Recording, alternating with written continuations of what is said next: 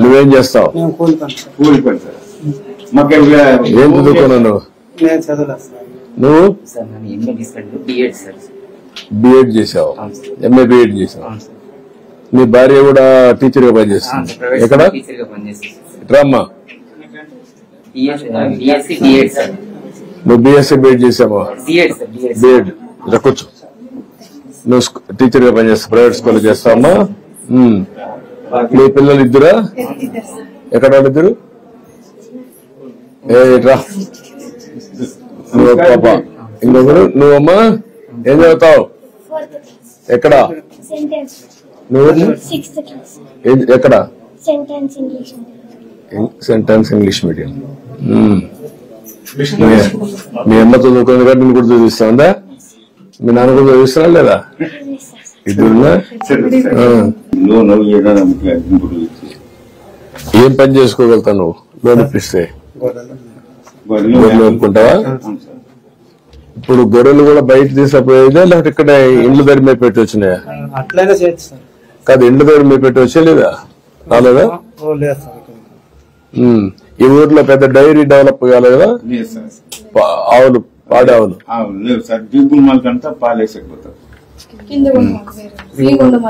అక్కడ చేస్తారు, ఇక్కడ లేదు. మీ ఊరు లేదు, పక్కనమ్మా. ఒకసారి కలెక్టర్ రమ్మని.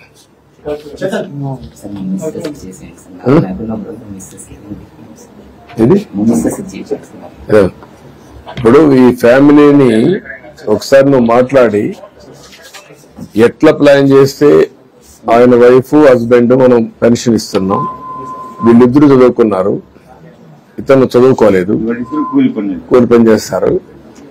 ఇలా ఫ్యామిలీని ఈ 5-6 మంది యూనిట్ పిల్లలు చదువుకుంటున్నారు, పర్లేదు. ఏం చేస్తే ఈ ఫ్యామిలీ నెక్స్ట్ లెవెల్ తీసుకుపోతే ఒక యాక్షన్ ప్లాన్ తయారు చేయండి. Will do it. చేద్దాం. నేను మాట్లాడతానయా? ఏం చేయాలి చేస్తా, నేను మాట్లాడతా. అది రమ్మని ఇచ్చేసి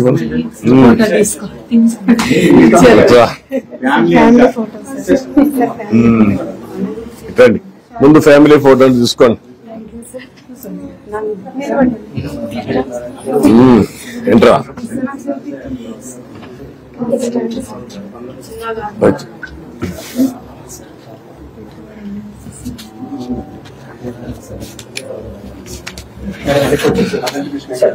అడుగు అడుగు, కూర్చో కూర్చో.